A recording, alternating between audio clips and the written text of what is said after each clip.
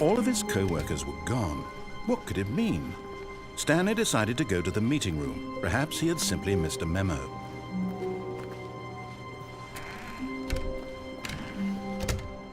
Oh, and I guess this is where Stanley felt he needed to be right now, in this little hallway. Here, with no distractions, to study room 417. Not to actually enter it. No. That would be far too forward. Stanley wanted to know it from the outside. To see it not just with his eyes, but with his heart. He would know room 417 as no man or woman had ever known an office before. That ladder over there. Oh, and that little picture of a horizon or something. It's all just a never-ending parade of joy for Stanley.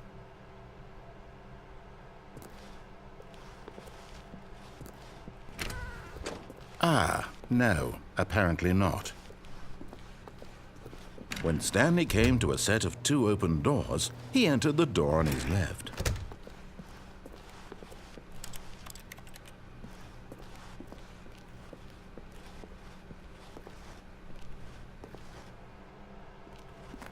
Yet there was not a single person here either. Feeling a wave of disbelief, Stanley decided to go up to his boss's office, hoping he might find an answer there.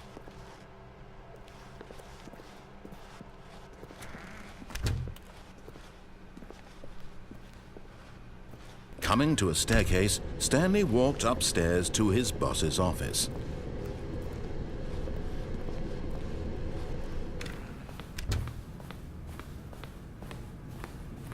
Stepping into his manager's office, Stanley was once again stunned to discover not an indication of any human life.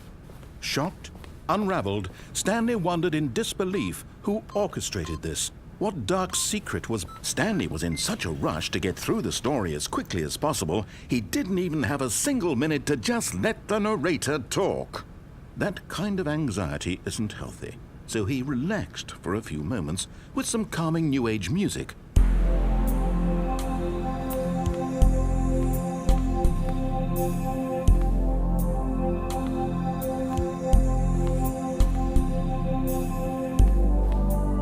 Feeling soothed and rejuvenated, Stanley calmly walked forward into the opened passageway.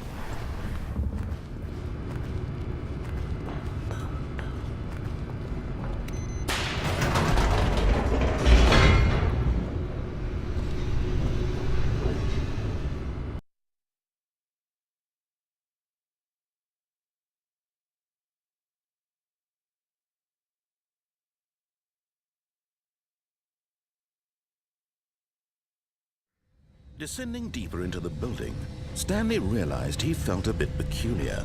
It was a stirring of emotion in his chest, as though he felt more free to think for himself, to question the nature of his job. Why did he feel this now, when for years it had never occurred to him? This question would not go unanswered for long. Stanley walked straight ahead through the large door that read Mind Control Facility. Although this passageway had the word escape written on it, the truth was that at the end of this hall, Stanley would meet his violent death. The door behind him was not shut. Stanley still had every opportunity to turn around and get back on track. At this point, Stanley was making a conscious, concerted effort to walk forward and willingly confront his death.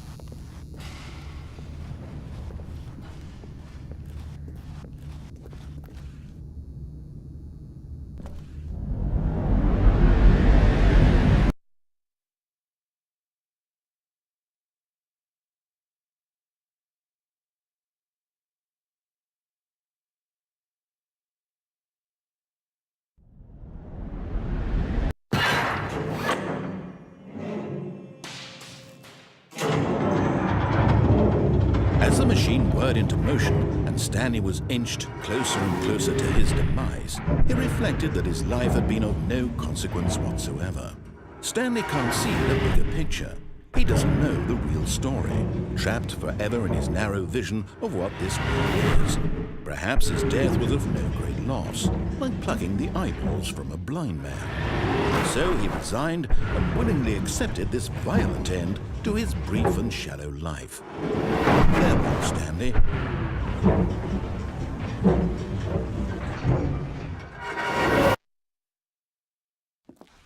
"Farewell, Stanley," cried the narrator, as Stanley was led helplessly into the enormous metal jaws. In a single visceral instant, Stanley was obliterated as the machine crushed every bone in his body, killing him instantly.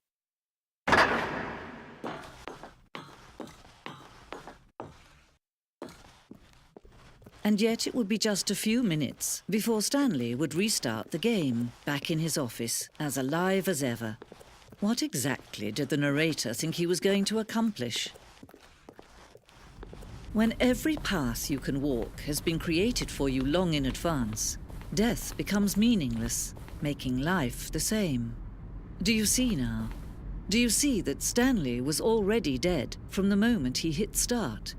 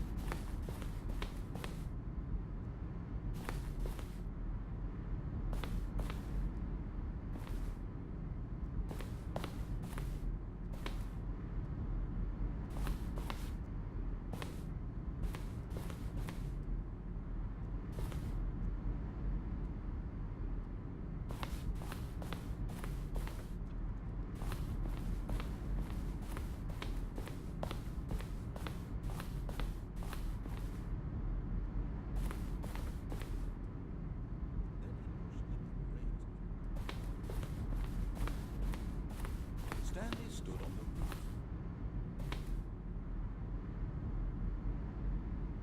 Where were all of his co-workers? Oh, I don't know. How about they're throwing a surprise party for him for all his button pushing? Does that sound plausible to you? Perfect example of poor level design or textbook mistake. It's the kind of thing you pick up on intuitively if you have even the most fundamental understanding of good and bad game design.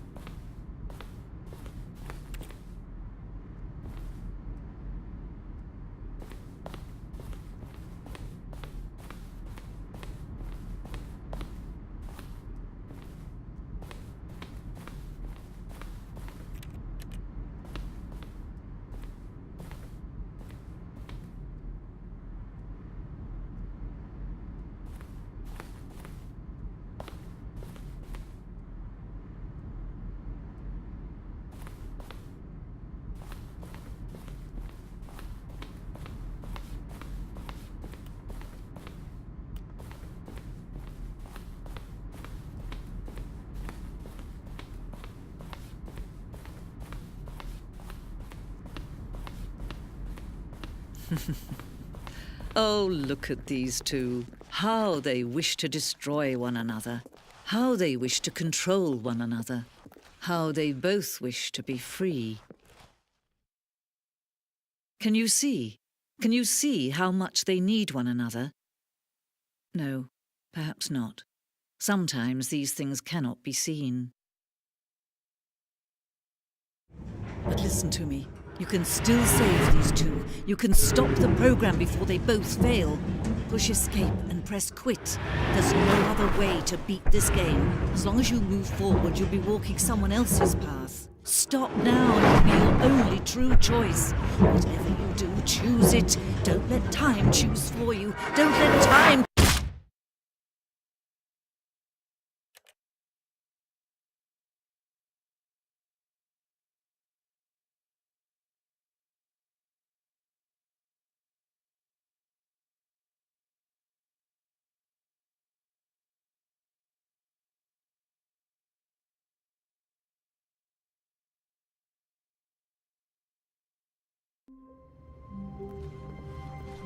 How wonderful.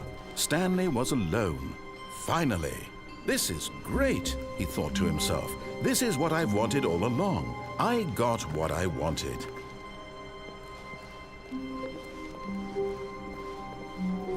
When Stanley came to a set of 2 open doors, he entered the door on his left.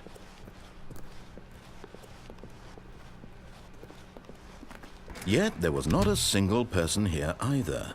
Feeling a wave of disbelief, Stanley decided to go up to his boss's office. Coming to a staircase, Stanley walked upstairs to his boss's office.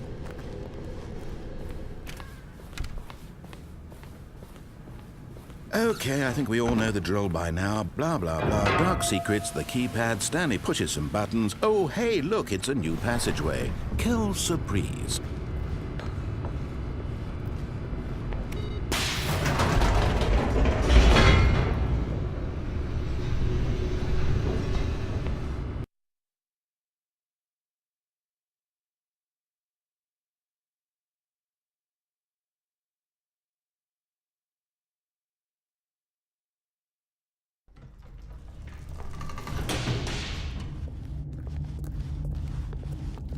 Stanley walked straight ahead through the large door that read Mind Control Facility.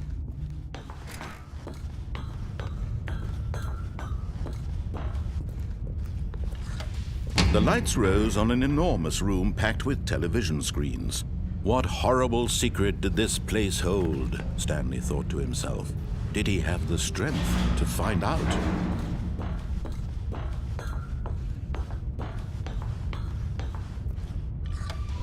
Now the monitors jumped to life, their true nature revealed. Each bore the number of an employee in the building, Stanley's co-workers. The lives of so many individuals reduced to images on a screen, and Stanley, one of them, eternally monitored in this place where freedom meant nothing.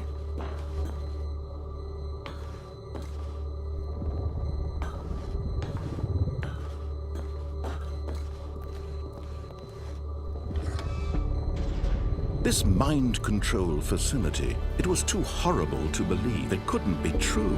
Had Stanley really been under someone's control all this time? Was this the only reason he was happy with his boring job? That his emotions had been manipulated to accept it blindly?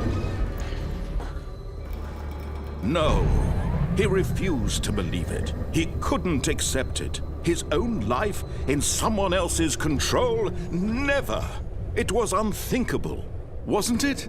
Was it even possible? Had he truly spent his entire life utterly blind to the world? But here was the proof. The heart of the operation. Controls labeled with emotions. Happy, or sad, or content. Walking, eating, working. All of it monitored and commanded from this very place. And as the cold reality of his past began to sink in, Stanley decided that this machinery... Oh, Stanley, you didn't just activate the controls, did you? After they kept you enslaved all these years, you go and you try to take control of the machine for yourself. Is that what you wanted? Control? Oh, Stanley, I I applaud your effort, I really do. But you need to understand, there's only so much that machine can do. You were supposed to let it go, turn the controls off, and leave. If you want to throw my story off track, you're going to have to do much better than that. I'm afraid you don't have nearly the power you think you do. For example, and I believe you'll find this pertinent, Stanley suddenly realized he had just initiated the network's emergency detonation system. In the event that this machine is activated without proper DNA identification, nuclear detonators are set to explode, eliminating the entire complex. How long until detonation then? Let's say, 2 minutes. Now this is making things a little more fun, isn't it, Stanley? It's your time to shine. You are the star. It's your story now. Shape it to your heart's desires. Oh, this is much better than what I had in mind. What a shame we have so little time left to enjoy it. Mere moments until the bomb goes off. But what precious moments each one of them is. More time to talk about you, about me, where we're going, what all this means. I barely know where to start. What's that? You'd like to know where your co-workers are? A moment of solace before you're obliterated? All right, I'm in a good mood. You're gonna die anyway. I'll tell you exactly what happened to them. I erased them. I turned off the machine. I set you free. Of course, that was merely in this instance of the story. Sometimes when I tell it, I simply let you sit there in your office forever, pushing buttons endlessly and then dying alone. Other times, I let the office sink into the ground, swallowing everyone inside, or I let it burn to a crisp. I have to say this, though, this version of events has been rather amusing. Watching you try to make sense of everything and take back the control wrested away from you, it's quite rich. I almost hate to see it go. But I'm sure whatever I come up with on the next go-around will be even better. My goodness, only 34 seconds left. But I'm enjoying this so much. You know what? To hell with it. I'm going to put some extra time on the clock. Why not? These are precious additional seconds, Stanley. Time doesn't grow on trees. Oh dear me, what's the matter, Stanley? Is it that you have no idea where you're going or what you're supposed to be doing right now? Or did you just assume when you saw that timer that something in this room was capable of turning it off? I mean, look at you. Running from button to button, screen to screen, clicking on every little thing in this room. These numbered buttons, no, these colored ones. Or maybe this big red button, or this door. Everything, anything, something here will save me. Why would you think that, Stanley? That this video game can be beaten? Won? Solved? Do you have any idea what your purpose in this place is? Stanley, you're in for quite a disappointment. But here's a spoiler for you. That timer isn't a catalyst to keep the action moving along. It's just seconds ticking away to your death. You're only still playing instead of watching a cutscene because I want to watch you for every moment that you're powerless. To see you made humble. This is not a challenge. It's a tragedy. You wanted to control this world, that's fine. But I'm going to destroy it first, so you can't. Take a look at the clock, Stanley. That's 30 seconds you have left to struggle. 30 seconds until a big boom and then nothing. No ending here, just you being blown to pieces. Will you cling desperately to your frail life, or will you let it go peacefully? Another choice. Make it count. Or don't. It's all the same to me, all a part of the joke. And believe me, I will be laughing at every second of your inevitable life from the moment we fade in until the moment I say, happily ever up.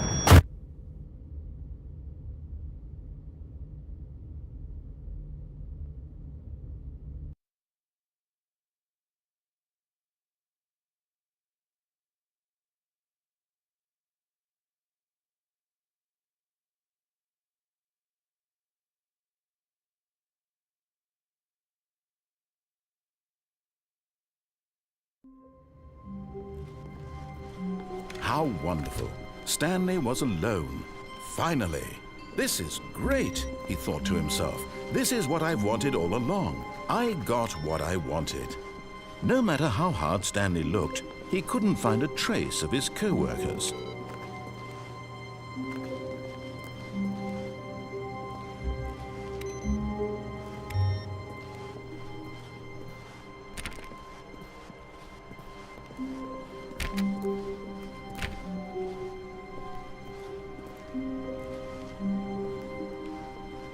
When Stanley came to a set of 2 open doors, this was not the correct way to the meeting room, and Stanley knew it perfectly well. Perhaps he wanted to stop by the employee lounge first, just to admire it.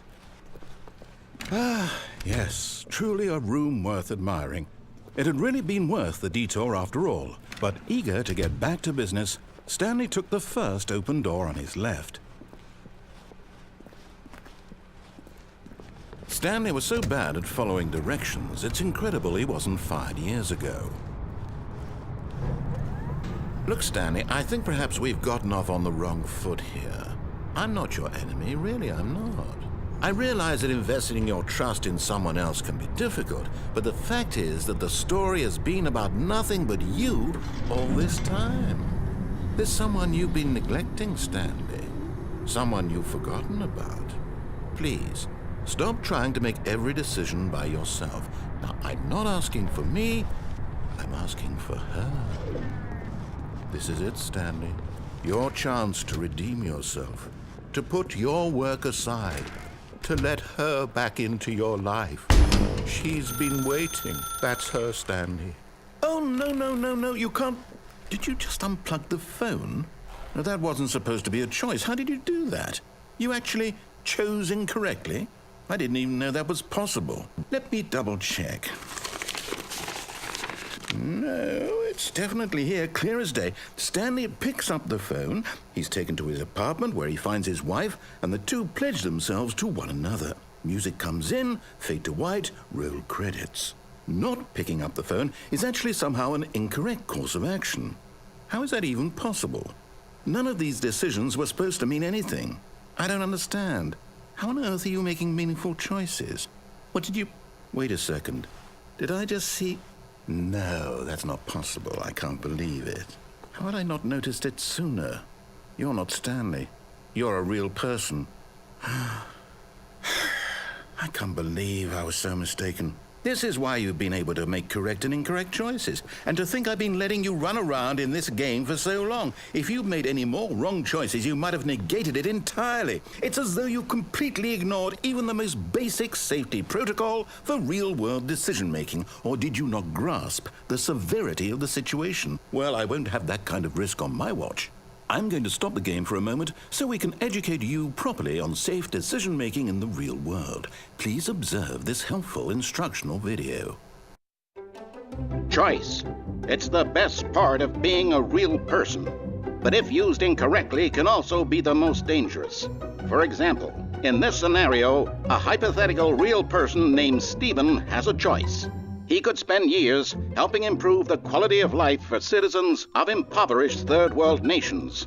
Or he could systematically set fire to every orphan living in a 30-kilometer radius of his house. Which choice would you make? Remember that unlike here, the real world makes sense, and at no time should you make a choice that does not conform to rational logic. If you find yourself speaking with a person who does not make sense, in all likelihood, that person is not real. Allow the person to finish their thought, then provide an excuse why you cannot continue talking. Turn to a partner and practice saying, "My goodness, is it 4:30? I'm supposed to be having a back, sack, and crack."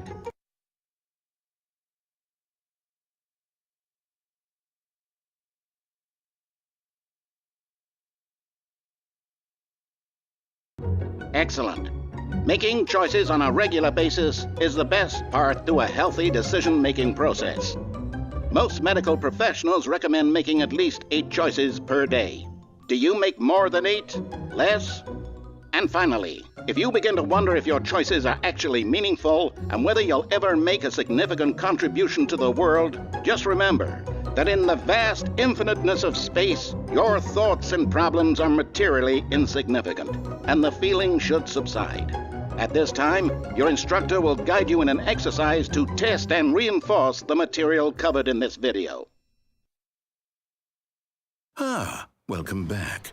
You may have noticed that this room has begun to deteriorate as a result of narrative contradiction.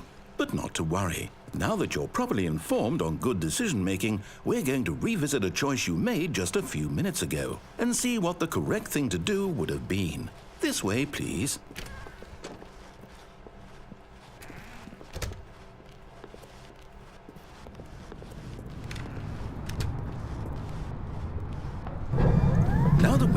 choices are meaningful, we can't have you jumping off the platform and dying. Imagine the main character dying senselessly halfway through the story. That story would make no sense at all. We just need to get you home as soon as possible before the narrative contradiction gets any worse. Unfortunately, it seems this place is not well equipped to deal with reality.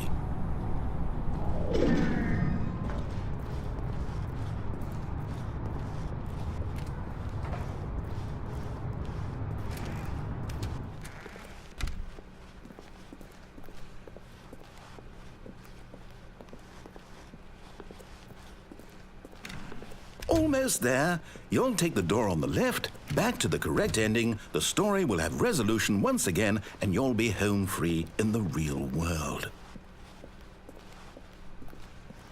Now remember, all you need to do is behave exactly as Stanley would. That means choosing responsibly and always putting the story first. I'm quite sure you'll be up to the task. Just follow my lead and you'll be fine. All right. When Stanley came to a set of 2 open doors, he entered the door on his left.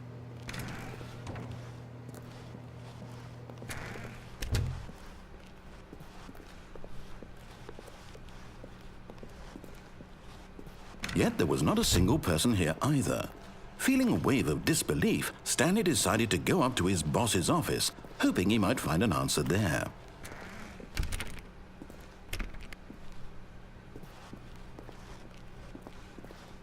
Coming to a staircase, Stanley walked upstairs to his boss's office.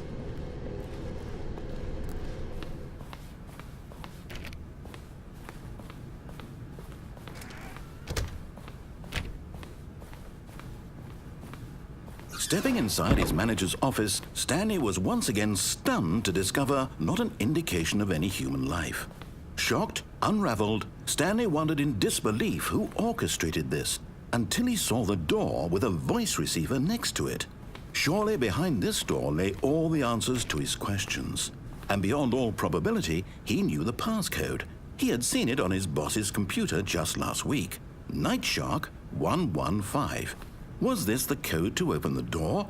Would it still work? There was only one way to find out. Stanley had been trained never to speak up, but now he would draw from within himself the courage to face the unknown. He drew a sharp breath and then spoke the code.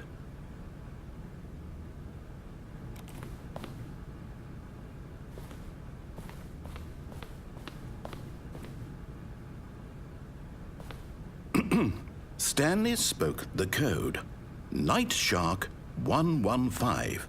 He spoke it into the receiver, right there on the wall.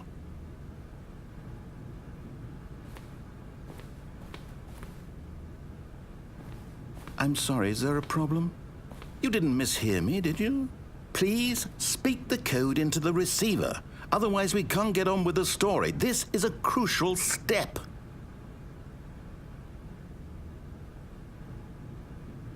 Okay, fine, you're not going to do it. But you know what? It's pretty humiliating to bring you this far, only for you to suddenly decide you have better things to do. I asked you for this one single thing, for your respect. The kind of respect Stanley shows for his choices. He knows what it means to take a story seriously. If you didn't want to see what I had to show you, then why did you come here? You had a choice, you know. You could have gone through the door on the right. You could have done whatever the hell you wanted over there. Why did you come this way? Speak. Say something to me. Explain yourself, you coward.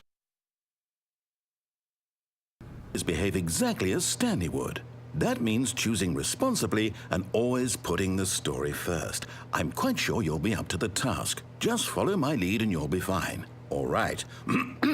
When Stanley came to a set of 2 open doors, he entered the door on his left.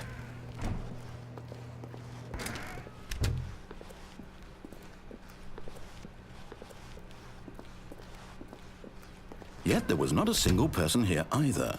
Feeling a wave of disbelief, behave exactly as Stanley would. That means choosing responsibly and always putting the story first. I'm quite sure you'll be up to the task. Just follow my lead and you'll be fine. All right.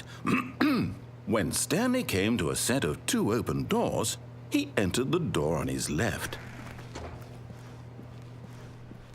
No! Why did you do that? Quickly, hurry back in the other direction. Perhaps we're not too late.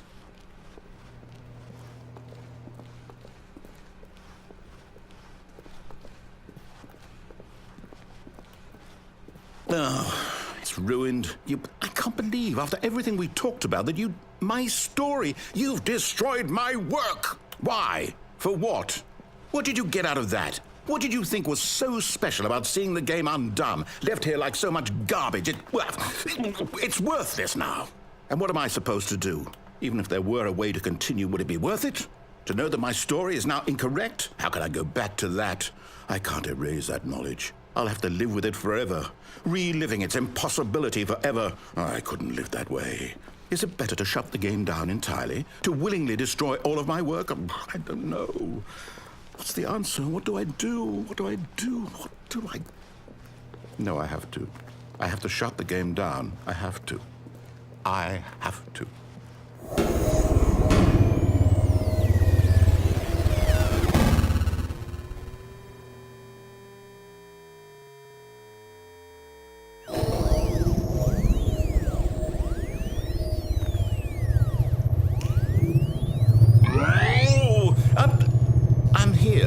I'm still here in this pile of rubbish, with you, who thought you were so clever. Now look where we are. My entire game is destroyed. It was the only thing in the world that was mine, and you've run it into the ground. What, did you think that would be funny? You just had to see? Didn't I impress upon you how important it was to be like Stanley?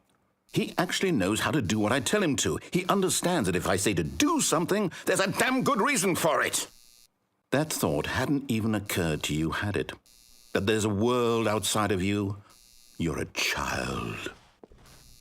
Oh, my story. If you'd just gone through the door on the left, you would have seen it. There was a whole underground facility. You would have destroyed it and been victorious. It would have been so perfect. I worked so hard on it. I tried so hard.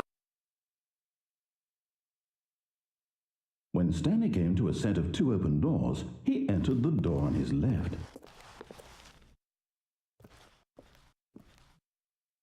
Stanley? Hello? Is everything okay? Stanley, please. I need you to make a choice. I need you to walk through the door. Are you listening to me? Can you hear me? Is everything all right? Stanley, this is important. The story needs you. It needs you to make a decision. It cannot exist without you. Do you understand me? Whatever choice you make is just fine. They're both correct. You cannot be wrong here. We can work together. I'll accept whatever you do. I simply need you to take that step forward, please. Choose. Do something. Anything. This is more important than you can ever know. I need this. The story needs it. So, you hear me?